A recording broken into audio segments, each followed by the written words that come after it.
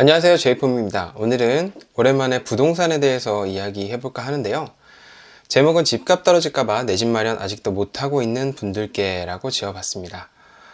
수요와 공급이 가격을 결정하는 물건의 가격 예측은 항상 틀릴 때가 더 많아요. 마치 야구선수의 타율과도 같습니다. 야구선수가 4할을 치면 정말로 전문가고요. 최고급 선수고요. 3할이면 아주 수준급의 선수인 거죠. 그렇기 때문에 저는 부동산의 예측, 주식 가격의 예측, 그리고 투자에 대한 수익률의 예측은 10번 예측해서 3번만 맞아도 아주 수준급, 그리고 4번을 맞추면 전문가라고 생각합니다. 집값을 예상하는 것, 주식 가격 예상하는 것, 두 가지 모두 쉽지 않죠. 그렇다면 가격 예측도 어려워서 손실이 날 수 있는 부동산, 왜 남의 집이 아닌 내 집을 마련해야 된다고 제가 지금 이야기하는 걸까요? 사람은 삶을 살아가는 데 있어서 필요한 것이 3가지가 있죠. 그것이 바로 의식주, 바로 입는 것, 먹는 것, 그리고 사는 것입니다. 이 3가지 중에 하나라도 없으면 우리는 삶을 살아낼 수가 없어요. 그리고 저 3가지 중에 한 가지라도 장기간 빌려서, 그러니까 렌트해서 살아갈 수 없습니다. 옷을 계속 빌려서 살 수 있나요? 그리고 먹는 것 계속 빌려 먹을 수 있어요? 사는 것 계속 빌려서 살 수 있나요? 자동차, 정수기, 인터넷, 장난감 등등은 렌트해서 사용하는 거 가능해요. 왜냐하면 있어도 되고 없어도 되는 거잖아요. 그렇지만 꼭 있어야 된다는 걸 렌트하는 건 비용도 비용이지만 시간이 계속 지나가면 지나갈수록 손실이 난다는 이야기입니다. 예를 들면 자동차를 20살부터 80살까지 60년 동안 렌트하겠다고 렌트카에 한번 가보십시오. 미친 사람이라는 소리 들을 거예요. 정말 바보 같은 사람이라고 들을 거예요. 왜냐면 그렇게 오래 사용할 거면 그냥 사는 게 나아요. 사서 팔고 하는 게 훨씬 낫습니다. 그러면 답이 나왔죠? 평생 필요한 집을 렌트하는 것과 구입하는 것, 어떤 게 이득일까요? 당연히 구입하는 게 이득이겠죠. 하지만 어떤 사람들은 집값이 떨어질 것을 걱정하면서 집 마련을 못하고 있어요. 내 집 마련을 못한다는 이야기죠. 물론 부동산은 대출이라는 걸 일으키지 않고는 사실 구입하기 쉽지 않아요. 현금만으로 부동산을 구입하는 사람은 많이 없습니다. 그리고 실제로도 현금을 많이 가지고 있더라도 대출을 일으켜서 대출로 부동산을 구입하는 게 맞는 경우도 있어요. 예를 들어서 주택 외에 뭐 상가나 그런 것, 병원을 차린다든지 건물을 구입한다든지 할 때는 내가 아무리 돈이 많아도 어떤 사업적인 비용이나 이런 부분들을 처리하기 위해서는 대출을 무조건 일으키는 분들도 있다는 거죠. 그렇기 때문에 현금이나 신용 할부로 구입하는 자동차 또는 다른 생활용품과 비교가 사실 쉽지는 않아요. 그리고 이 레버리지, 대출 원리에 대해서는 이해가 필요한데요. 제가 예전에 써놓은 블로그 이걸 보셔도 되고요. 지금 유튜브를 보고 있으시니까요. 제 채널 구독을 일단 누르시고요. 그 안에 보시면 돈 갚는 순서를 정해봅시다 라는 영상도 있습니다. 네, 이것도 한번 찾아보시면 좋을 것 같아요. 내가 거주하면서 드는 기회비용이 빌렸던 레버리지 비용을 넘어서면 그건 좋은 빚이에요. 다시 돌아가면 집을 구입하는 게 이득이라는 얘기예요. 그렇지만 많은 분들이 집값을 오르고 내리는 것을 이야기하면서 그런 기준들이 확실히 없기 때문에 그런 오르내리는 것에 중점을 두고 있는 거죠. 그 기준은 어떤 거냐면 집을 구입할 때의 기준 2가지. 첫 번째는 거주할 것인지, 두 번째는 투자할 것인지. 근데 많은 분들이 집값이 떨어지고 오르는 걸 걱정하는 이유가 난 거주도 하고 싶으면서 투자에 대한 수익률도 올리고 싶어 라고 생각하기 때문이에요. 이 2가지를 다 해주는 부동산은 없습니다. 뭐 거주를 하면서 집값이 오를 수 있는 경우도 있고요. 뭐 투자를 했는데 내가 거주를 하러 들어가야 되는 경우도 있습니다. 그런데 이 2가지를 수익을 보장한다는 상품 절대로 없어요, 여러분.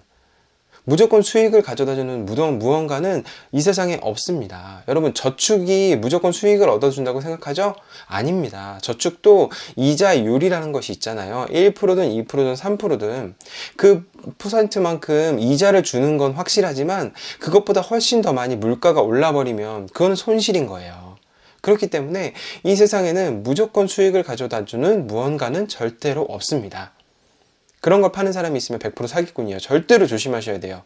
그런 상품은 절대로 없어요. 그리고 자기가 하지 왜 남을 소개를 해주겠어요. 그런 게 있다면 아무에게도 안 알려주고 나만 알겠죠. 저도 집을 구입했지만 첫 번째 목적은 거주였습니다. 하지만 운이 좋게도 집값이 조금 올라서 이익률도 오른 것처럼 느껴졌죠. 이 빨간색 글자에 집중하셔야 돼요. 이익률도 오른 것처럼 느껴진 거예요. 왜 느껴졌다고 표현했을까? 자, 예를 들어 볼게요. 짜장면 가격을 보겠습니다. 1990년도에는 1,300원이었고요. 2010년도에는 4,500원이었고요. 지금은 5,000원 하는 것도 있고요. 6,000원 하는 것도 있고요. 심지어 명품 짜장면에서 7,000원, 8,000원, 만원 하는 것도 있어요. 1990년도에 중화 요리집을 시작한 사장님이 계시다고 해봅시다. 2010년도에는 1990년도에 비해서 짜장면 값이 3배 이상 올랐습니다. 1,300원이었던 짜장면이 4,500원이 됐으니까요. 그러면 1990년도보다 2010년도에 매출이 3배 올랐겠죠. 그건 팩트예요. 매출은 분명 3배 올랐을 겁니다. 하지만 순이익도 3배 올랐을까요? 아니에요. 왜냐하면 짜장면 값이 상승하는 동안에 물가도 같이 올랐어요. 그리고 월세도 올랐을 거고요. 원자재 값도 올랐을 거예요. 양파 값도 올랐고요. 감자 값도 올랐고요. 돼지고기 값도 올랐고요. 짜장 그 춘장의 값도 올랐을 겁니다. 그렇기 때문에 순이익에 있어서는 많은 차이가 나지 않을 거예요. 따라서 우리 집 값이 올랐다고 해서요, 투자 수익률이 오른 게 아니에요. 왜냐하면 우리 집 값만 오른 게 아니라 옆집 값도 똑같이 올랐어요. 투자 수익률 올리려면 옆집 값보다 비싸게 팔아야 돼요. 따라서 집값 상승의 수익이란 공식은 아니라는 겁니다. 예를 들어서 내가 1억의 집을 샀는데 3년 이후에 아주 극단적으로 3억이 됐다고 생각해 보세요. 그러면 이익에 대한 차익을 번 것 같이 느껴지잖아요. 그런데 그건 느껴지는 거지 번 게 아닙니다. 왜냐면 내가 3억에 대한 집을 팔아서 다른 곳에 1억짜리 집으로 갈 수 없기 때문이에요. 그건 아주 명확한 팩트입니다. 3억짜리 집에 살다가 똑같이 3억짜리 집을 가거나 아니면 5억짜리 집으로 가야 되는 게 맞는 거예요. 그래야 할 수 있는 거예요. 자산이 올랐다는 가정하에 자산이 줄어들고 부채가 늘었다면 당연히 줄여야겠죠. 하지만 내가 자산이 늘어나고 캐시가 늘어났는데 3억짜리 집에 살던 사람이 1억짜리로 가진 않습니다. 그러면 이렇게 생각할 수도 있죠. 서울에 3억짜리 살던 사람이 외곽으로 1억짜리 가면 되잖아요. 맞아요. 그렇게 하면 수익이에요. 하지만 그렇게 극단적으로 지역을 옮기지 못할 거면 3억짜리 집을 팔아도 나는 어차피 3억짜리 집을 또 사야 됩니다. 그렇기 때문에 수익률은 오르지 않았죠. 미래에 팔 수 있는 상품 구입할 때는 규격화된 상품을 구입하는 게 좋습니다. 이게 집을 구입할 때 드리는 한 가지 팁이에요. 첫 번째 아까 팁 어떤 거였죠? 기준을 세워라. 거주할 것인지 투자할 것인지 둘 중에 하나를 명확하게 해라. 그 다음에 한 가지 더 팁을 드리면 규격화된 상품을 구입하는 거예요. 그건 바로 아파트겠죠. 왜냐면 간단히 말해서 미래에 팔 수 있는 상품은 중고 물품이라고 그냥 간단히 얘기해 봅시다. 미래에 중고로 핸드폰을 판다고 가정했을 때 두 가지 중에 어떤 OS가 탑재된 제품을 구입하시겠어요? iOS가 탑재된 걸 구입하시겠어요? 아이폰을 구입하시겠어요? 안드로이드가 탑재되어 있는 갤럭시 또는 뭐 기타 등등의 폰을 구입하시겠어요? 나중에 핸드폰을 판다고 가정했을 때 그럼 무조건 iOS가 탑재된 아이폰을 구입하겠죠. 왜냐면 iOS라는 거는 아이폰의 규격에만 탑재할 수 있습니다. 안드로이드 폰에는 iOS를 깔지 못해요. 그렇기 때문에 물론 중고 가격도 아이폰이 안드로이드 폰보다 상당히 높게 형성돼 있어요. 왜냐면 규격이 되어 있기 때문에 아이폰에만 iOS를 탑재할 수 있기 때문에 아이폰의 가격엔 프리미엄이 붙는 겁니다. 자, 결론이에요. 내 집 마련은 앞당길수록 이득입니다. 집을 구입할 때는 목적을 분명히 하셔야 돼요. 거주를 하실 건지 투자를 하실 건지. 1, 2번 모두를 만족시키는 부동산은 없습니다.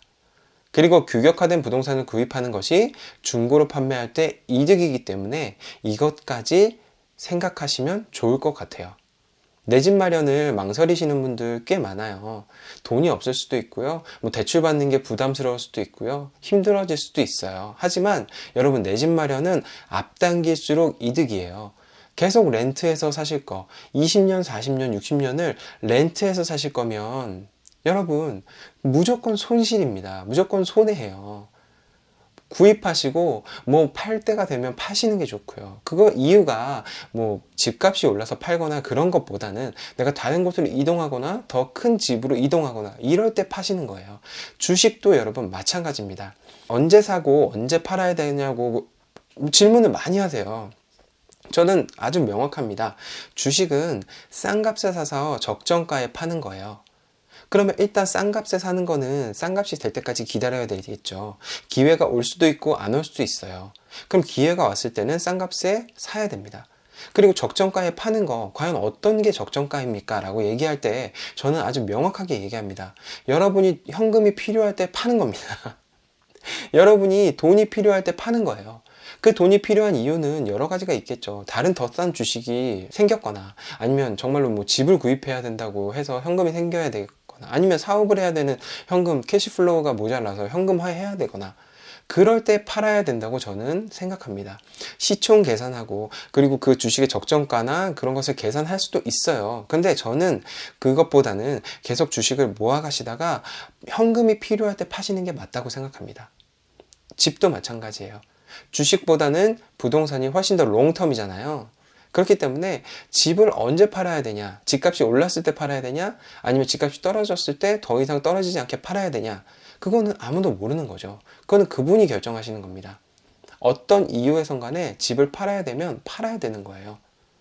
근데 주거 목적인지 투자 목적인지 아주 명확하게 기준을 세우시고 규격화된 것을 사시면 아마도 여러분에게 큰 손실은 있지 않을 거예요.